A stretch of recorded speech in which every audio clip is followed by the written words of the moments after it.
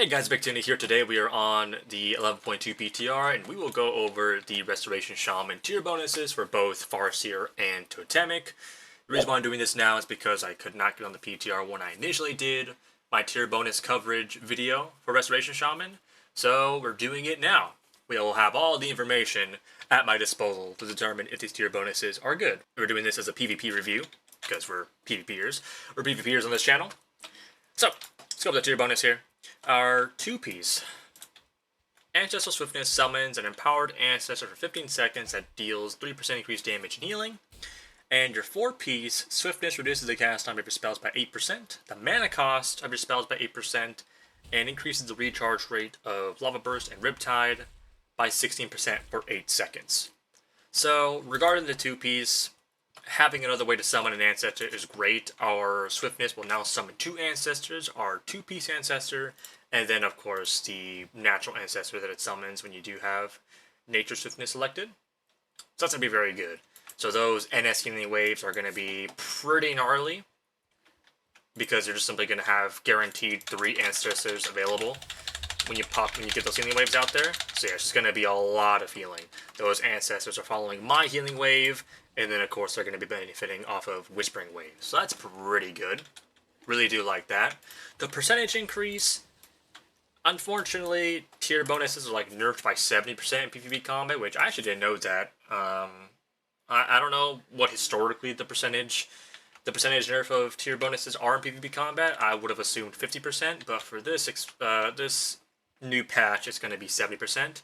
So yeah, I would like to see that percentage increase be bumped up to a 5%. But when you're dealing with an ancestor that lasts for that long, 15 seconds, ancestors are already our top healing. So having a percentage increase for an ancestor that lasts 15 seconds, which is pretty long, it's a little bit tricky to work with. That percentage increase can go left or right. So I think 3% is safe, but I personally would like to see it be bumped to 5%. Now, in terms of maybe build changes, maybe Heed My Call becomes better. People like Heed My Call, some people don't. I personally don't run it because I like having the power of routine communication. Riptide is my most used button, so having a proc chance baked into it to summon another ancestor is great. I mean, you're benefiting off of stuff like Offering from Beyond for more Riptides when you're summoning more ancestors. Final Calling, sure, Hydro Bubble's like kind of dog ass, but you're going to benefit off of it more. You could even go further beyond by going Ancient Fellowship, which I don't really care for too much, because I feel like without Latent Wisdom, it kind of stinks. Your ancestors kind of stink butt when it comes to their healing, so I like having Latent Wisdom. But Heed My Call could be really good. So, an extra 4 seconds on your ancestors, your Swiftness ancestor will last 10 seconds, your Unleashed Life ancestor will last 16 seconds, which is longer than the cooldown of Unleashed Life. And then your 2-piece ancestor will last 19 seconds. So, you already are going to have 1 ancestor out pretty much the entire game, because your Unleashed Life ancestor, which is the ancestor that you are mostly proccing throughout the game, is going to last 16 seconds. Now you're going to have 2 ancestors for a majority of the game, with a 2-piece ancestor that lasts for 19 seconds. It's kind of insane. So, I mean, like, you can just pop all your bad boys here, and all these guys are just going to last, the longest time ever. My Swiftness ancestor should fade away. That fades away. My Unleashed Life ancestor should fade away in just a second. There he goes. Proc him again. Now my 2-piece ancestor fades away, and this guy will still be active until I get my NS back. Which is kind of insane. NS is back, and get all my ancestors back up rolling once more. It's going to be pretty good. So for Arena, that'll feel really nice. I mean, you're guaranteed going to have an ancestor out, 2 ancestors for a majority of the game, and that's good, because you're going to guarantee have those ancestors available, which means you're always going to have the ability to go for those healing wave casts. Because sometimes, if you're taking proc ancestors, there's going to be some downtime where you're not going to have any ancestors out, and you need the healing, you need that healing wave ancestor and Whispering Waves healing, but there's just no ancestors out. With this, you're going to have an ancestor guaranteed, and 2 ancestors out for a majority of the game, so you're always going to be able to go for those Whispering Waves, Healing Wave casts, and just get out a lot of healing pretty consistently. So I think that's pretty good. Can't wait to see how good that'll be. Now, going over your 4-piece, the cast time is nice. 8% reduced cast time. Usually when you're dealing with anything that reduces cast time, if it's not 30%, you're probably not going to notice it. But you have to factor in things like tidal waves that reduces the cast time of your healing wave. Healing surge, which is already a pretty fast cast. And it also doesn't specify healing or damage, so it's going to reduce the cast time of all your spells. So even Lava Burst and Lightning Bolt. Not sure about Hex. Usually spam CC or castable CC effects are usually not affected by reduced cast time spells, but in most cases, and in some cases they are, like Fears and Polymorphs and whatnot. But those are like haste, and those are affected by haste most likely. So we can kind of proc our piece here. Our healing wave is naturally a 2.2 second cast. We get tidal wave, it's now at 1.8 second cast, 1.3 second cast of a healing surge. And then we pop our stuff, and now our healing wave is a 1.3 second cast, about the same cast time as a baseline healing surge. My healing surge is 0.99 seconds. So those are pretty fast casts, and that's going to feel pretty nice. The mana cost of your spells is going to be very good. Historically, Resto Shaman hasn't had any issues with mana. However, in Door Within, we've had some mana troubles, which is a little bit of a curveball to kind of get around. It's like, why am I ooming in this game? I'm Resto Shaman. I don't have problems with mana. Well, you do now. So 8% reduced mana cost on your spells. Having that available every 30 seconds is just going to feel really good. Really, really good. Because all our mana regen and whatnot is like kind of just the regular passive stuff. Resurgence, Mana Spring, Mana Tide, all that jazz. So having a way to generate mana pretty consistently is going to feel really nice. So we can see here, healing wave is 62,500, 110, 40,000. We can just see here, 46, 82, and 30,000. So yeah, that's just going to feel really good. And look at this, look at this recharge time of Riptides. You're just going to be able to bomb out those Riptides, especially because you're going to have those 3 ancestors backing you up. Man, you're just going to be bombing out those Riptides, and those those healing surges from your ancestors are just going to ramp up super high very quickly. It's going to feel really good. So, I do like this tier bonus a lot. Usually when you look at these tier bonuses, if it's not specifically made for PvP, it's going to have PvE in mind.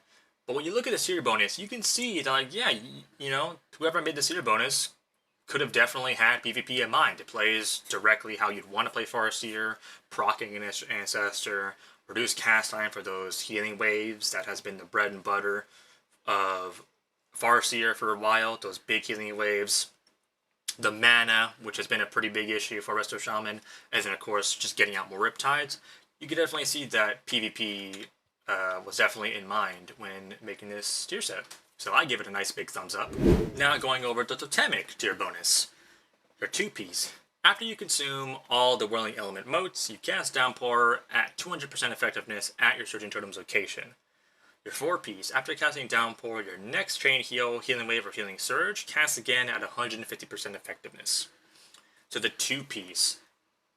200% is not a small, that's a very big modifier. Now, Downpour itself doesn't really heal all that much. You hear me say all the time that I'm never super impressed with Downpour. I feel like it could be much stronger. 100% chance to proc whenever you place down your Surging Totem.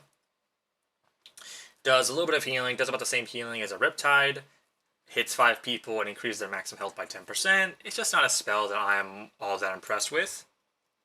But 200% modifier to a healing spell can make any healing spell look good. Like, believe me, it can make any healing spell look good.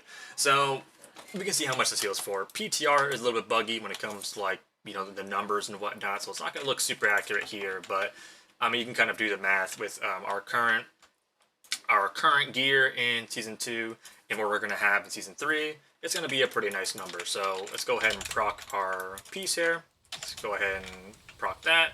And we'll proc it right now. Make sure I'm in PvP combat before I do it. Popped there. Let's see if I can catch it on my combat log. Downpour healed for 1,000,000. That was a critical heal. Obviously, that's not something that is going to be seen. In 11.2, when it actually drops, like I said, there are a lot of things buggy with the PTR. I fit 800k on the PTR, 1.6 on the PTR, upwards to 4 million on the PTR, so very inconsistent, but just to show you that that is how it procs.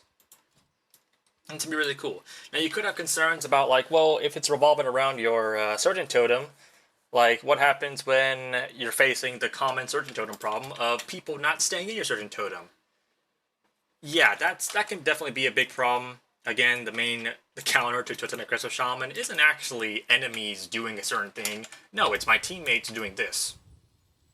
Surgeon Totem is like second in my breakdown in most cases. So the fact that my second most heal is sometimes not getting any value because people are running away from it is pretty sad. And it's not their fault. Again, you have to move in this game. You have to catch up to whoever you're trying to kill.